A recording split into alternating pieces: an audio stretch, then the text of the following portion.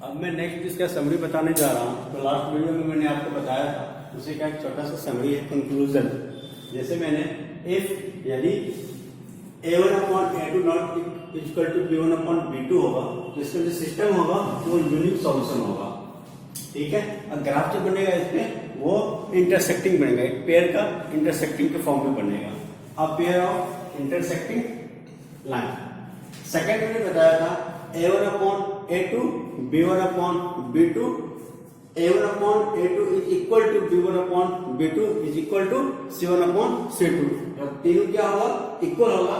इसका जो सिस्टम होगा वो इन्फिनिटी होगा, मतलब मेनी सॉल्यूशन, बहुत ढेर सारे इसके सॉल्यूशंस होंगे इन्फिनिटली, और इसको कह सकते हैं मेनी सॉल्यूशन। और इसका ग्राफ जो बनेगा a pair of consisting line, consisting कल मैंने बताया था, तो a pair of consisting lines का इसका ग्राफ बनेगा।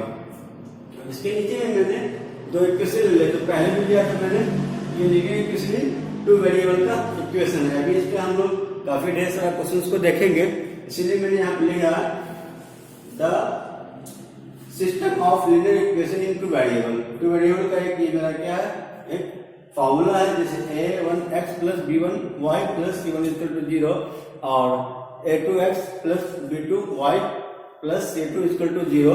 ये लीनियर इक्वेशन का फॉर्मूला है, इस पे हम लोग नेक्स्ट क्वेश्चन को देखेंगे।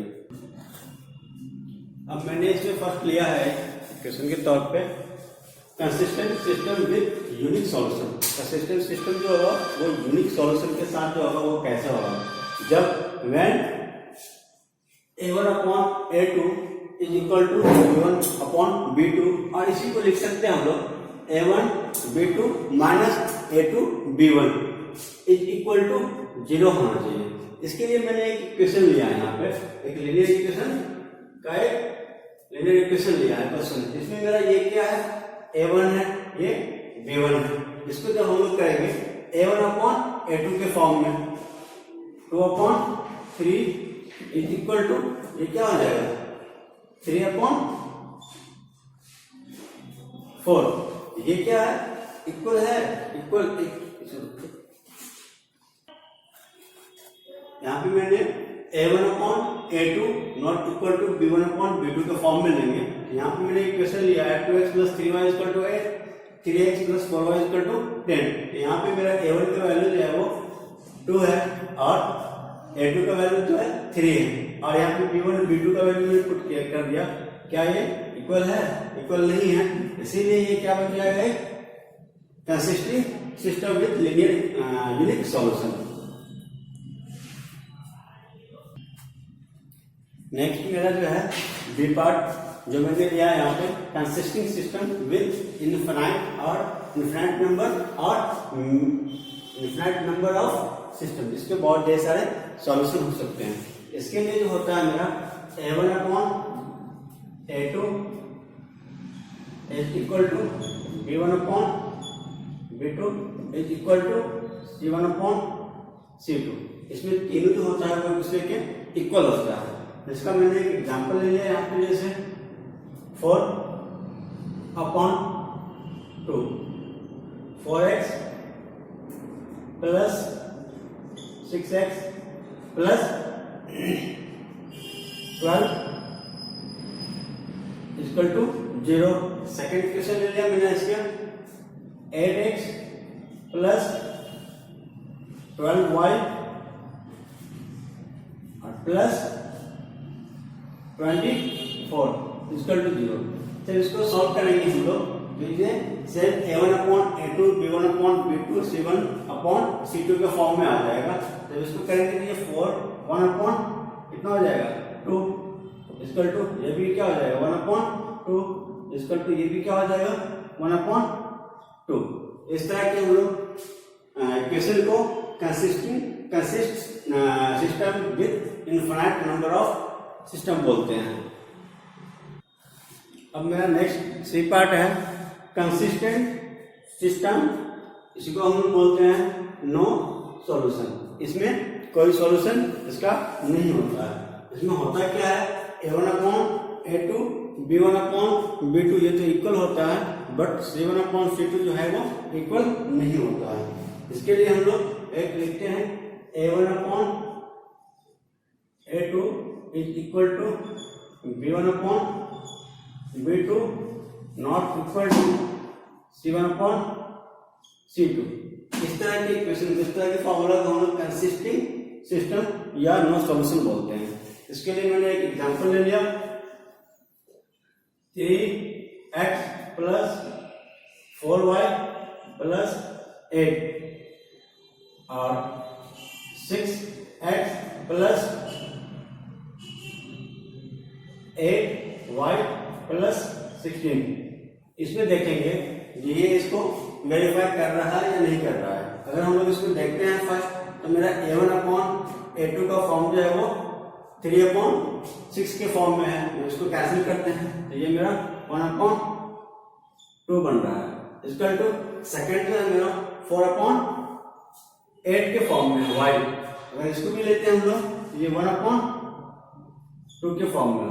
बट अगर इसको हम लोग कैंसिल करते हैं तो 8 थर्ड जो करने जा रहे हैं वो 8 अपॉन 19 है, जो 8 अपॉन 19 मेरा इक्वल नहीं है। तो इस तरह के हम लोग इक्वेशन को मैनी सॉल्यूशन या कंसिस्टिंग सिस्टम कहते हैं।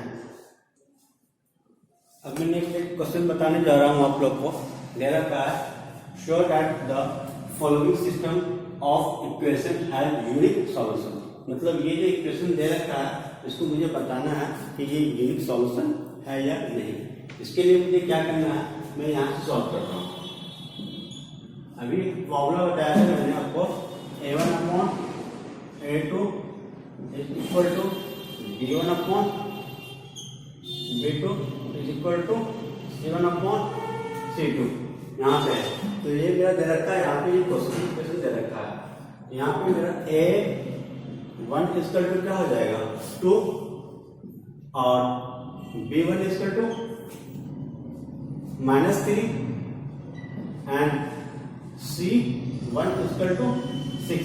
इसी तरह से B2 इक्वल टू मेरा हो गया 1,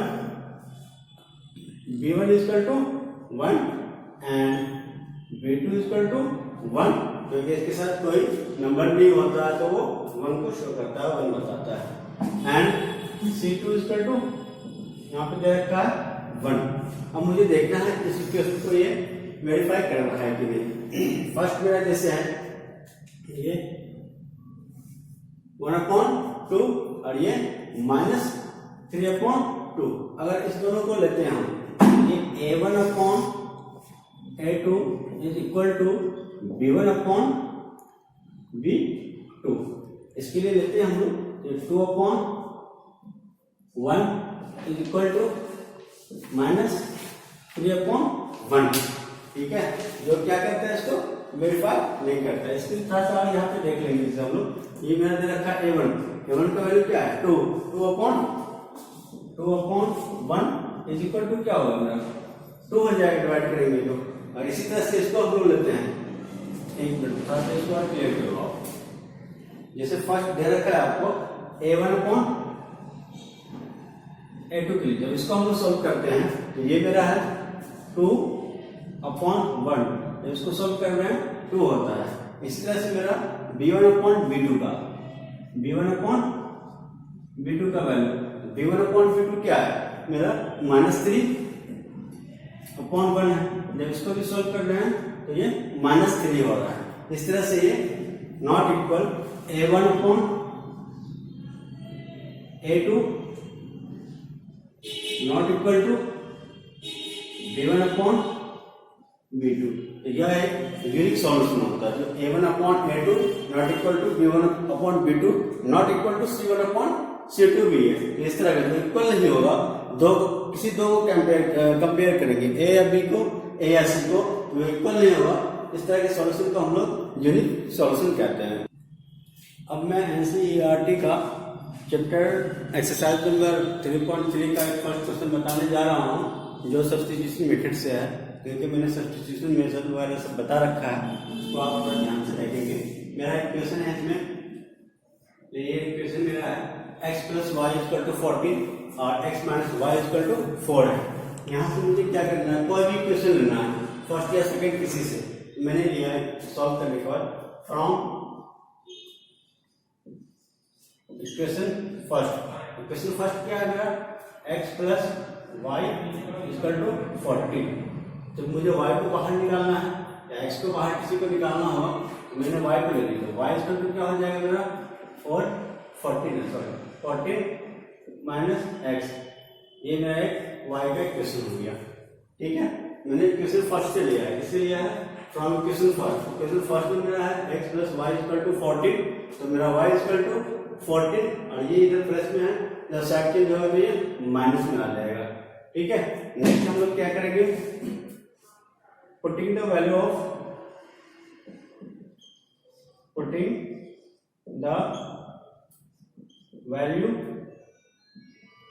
of y in equation second. अब इक्वेशन सेकेंड में y की वैल्यू पुट करेंगे। अगर हम लोग इक्वेशन सेकेंड पहले लेते तो इसका y का वैल्यू हम लोग फर्स्ट में पुट करते। मैंने यहाँ पे फर्स्ट लिया है, इसलिए y का वैल्यू हम लोग कहाँ पुट कर रहे हैं, सेकेंड में पुट कर रहे हैं। मेरा सेकेंड इक्वेशन क्या है, x minus y equal to 4। जहाँ पे y है वहां पे y का वैल्यू पुट कर देंगे हम लोग।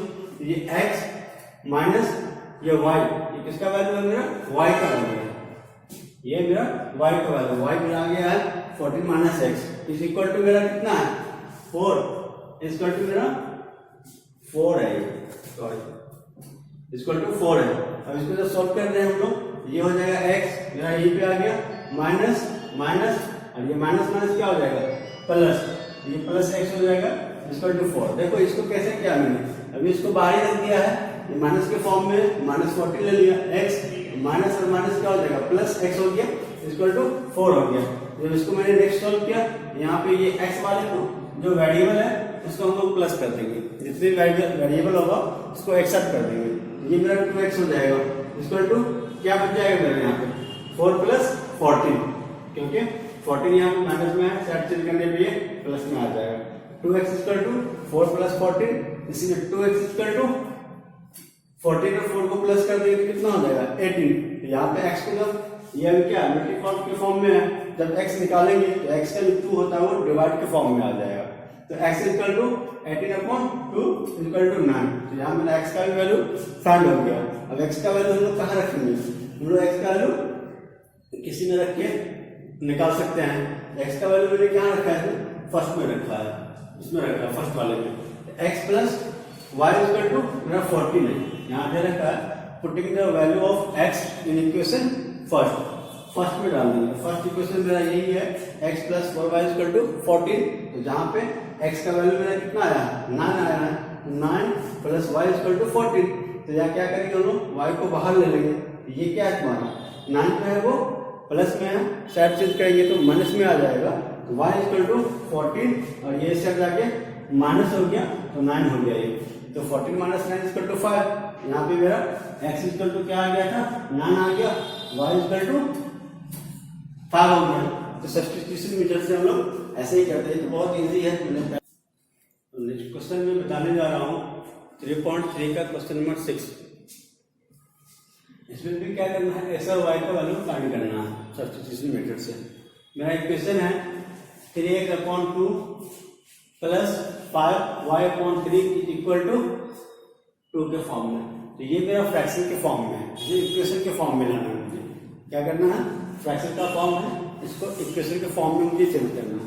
इक्वेशन के फॉर्म में करने के लिए क्या करेंगे, जिसके नीचे कुछ नहीं होता है तो हम लोग खुद से 1 लगा देंगे, 1 लगा दिया। अब नीचे देखो सब एक जैसा लग रहा है, सबका सीरीज फ्रैक्शन में आ गया। अब क्या करेंगे, नीचे वाले पार्ट पर 2, 3 और 1 का एलसीएम फाइंड कर लेंगे।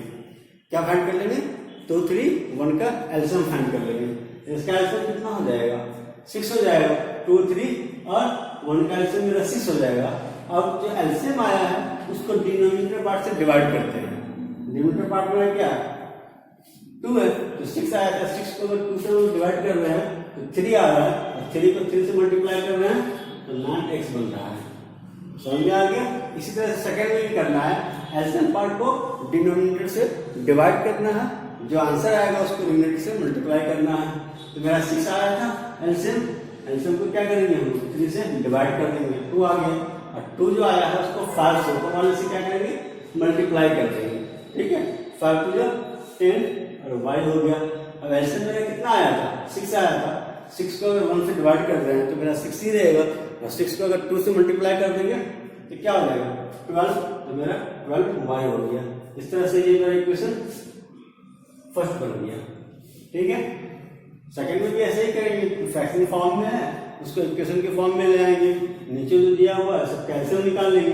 3 2 और 6 कैंसिल कितना हो जाएगा, बोलो 6 हो जाएगा। 6 को अगर हम लोग क्या करेंगे 3 से डिवाइड कर रहे हैं, 3 से डिवाइड करने का मतलब 2 आ रहा है, 2 को फिर x से मल्टीप्लाई करेंगे, x के साथ कुछ नहीं है तो यहाँ पे हम लोग 1 लगा सकते हैं। अगर इसका आंसर मुझे कितना आया है 2 आया है, 2 को 1 से मल्टीप्लाई कर देंगे 2 रहेगा, तो यहाँ पे मेरा 2x हो गया। इसी तरह से 6 आया था, 6 को 2 से डिवाइड करना है, मेरा 3 आ रहा है, 3 को 1 से मल्टीप्लाई करना है 3, 6 को हम लोग 6 से डिवाइड करना है तो मेरा 1 आ रहा है, 1 को 13 से मल्टीप्लाई करना है तो ये मेरा 13 आ गया। जो क्वेश्चन फ्रैक्शन के फॉर्म में होगा उसको सबसे पहले जरूरी है कि हमको इक्वेशन फॉर्म में लाना है। अब मेरा ये इक्वेशन फॉर्म में आ गया, अब यहाँ से हम लोग सब्स्टिट्यूशन मेथड से सॉल्व करेंगे इसको। तो मैंने लिया है from equation first. From equation first में क्या है मेरा 9x plus 10y is equal to 12। तो मैंने क्या किया है इसको 10y को बाहर ले लिया है, ठीक है, और 10y इक्वल टू क्या हो जाएगा 9x, ठीक है, प्लस में है, और ये सब क्या है माइनस में है, इसको लेफ्ट में ला रहे हैं, ये क्या आ जाएगा प्लस में आ जाएगा, ये 9x प्लस 12 हो जाएगा, क्योंकि यहाँ पे माइनस में है, इसको हम लोग साइड चेंज कर रहे हैं तो प्लस में आ गया। तो यहाँ पे क्या हो जाएगा मेरा y equal to 9x plus 12 upon y का जो है मल्टीपल के फॉर्म में है, जब y का वैल्यू फाइंड करेंगे तो वो डिवाइड के फॉर्म में आ जाएगा, तो y equal to 9x upon 9x plus 12 upon 10 आ जाएगा, क्योंकि यहाँ पे 10 यानी ये y के साथ मल्टीप्लाई के फॉर्म में है। जब मुझे y फाइंड करना होगा तो मुझे y का जो कोएफिशिएंट होगा उसको हम लोग किसके फॉर्म में ले आएंगे डिवाइड के फॉर्म में। y इक्वल टू मेरा क्या हो गया ये 9x प्लस 12 अपॉन 10। अब ये इक्वेशन जो आया है मेरा y का, इसका इक्वेशन सेकंड में पुट करेंगे, इक्वेशन सेकंड में ना ये, ठीक है, 2x plus 3y equal to 13। मेरा इक्वेशन सेकंड यही है, इसका वैल्यू पुट करेंगे हम लोग, y का वैल्यू इक्वेशन सेकंड में पुट करेंगे। तो इक्वेशन को पहले लिख लेंगे हम लोग, y इक्वेशन क्या है मेरा यहाँ पे 2x plus 3y equal to 13, 2x मेरा है ही, 3 आ गया यहाँ पे, और y का वैल्यू है तो यहाँ पे पुट कर दिया मैंने, y की वैल्यू को क्या कर दिया पुट कर दिया, ठीक है, y का वैल्यू है 9x plus 12 upon 10 is equal to 13। अब इसको सॉल्व करना है मुझे, ये क्या करना है, ये वाला पार्ट मेरा मल्टीपल के फॉर्म में आ जाएगा, और ये जो है इसके साथ और इसके साथ क्रॉस मल्टीपल में आ जाएगा, ठीक है। तो 10 को हम लोग क्या करेंगे 2 से मल्टीप्लाई करेंगे तो कितना हो जाएगा 20x, और ये क्या हो जाएगा मल्टीप्लाई हो जाएगा 3 9 27x प्लस प्लस कर दिया 3 12 36, ये 36 हो गया। फिर 10 को हम लोग 13 से मल्टीप्लाई करेंगे तो 130 आ गया।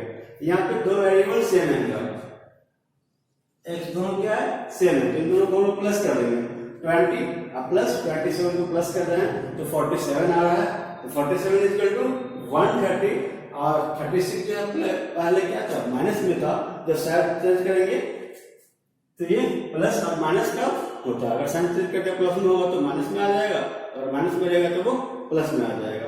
तो 47x इक्वल टू मेरा कितना हो जाएगा 94, क्योंकि ये 130 माइनस 36 तो 94 हो गया। x का वैल्यू हम लोग पुट कर रहे हैं, यहाँ से निकाल रहे हैं, यहाँ पे x क्या है मल्टीपल के फॉर्म में होगा, जब अभी भी मैंने बताया था जब x निकालना है मुझे तो इसको डिवाइड के फॉर्म में ले जाना है। तो 94 अपॉन 47 इसको हम लोग कैंसिल कर रहे हैं, ये 2 से हो रहा है, यहाँ पे x का वैल्यू मेरा कितना आ गया 2 आ गया, यहाँ पे मेरा x 1 हो गया।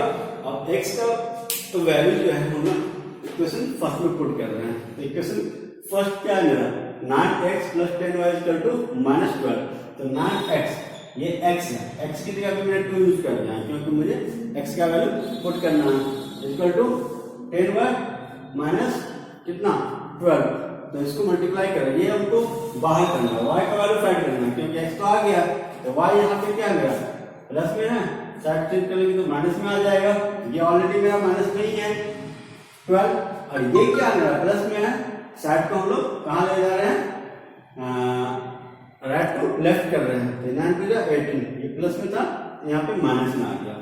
ठीक है, ये 10y इक्वल टू माइनस और minus plus and greater number क्या आएगा, तो ये 12 को और 18 को प्लस कर रहे हैं, तो ये 30 आ रहा है। अब यहाँ पे मुझे x का फाइंड करना है वैल्यू, x मेरा मल्टीपल के फॉर्म में है, x का वैल्यू जो होगा वो नेक्स्ट जाके डिवाइड के फॉर्म में आ जाएगा। x इक्वल टू माइनस और माइनस तो कैंसिल हो गया, प्लस तो 30 अपॉन 10, तो ये 3 हो गया कैंसिल करने में। इस तरह से मेरा x का और y का वैल्यू यहाँ पे फाइंड हो गया, x इक्वल टू 2 और y इक्वल टू 3 हो गया।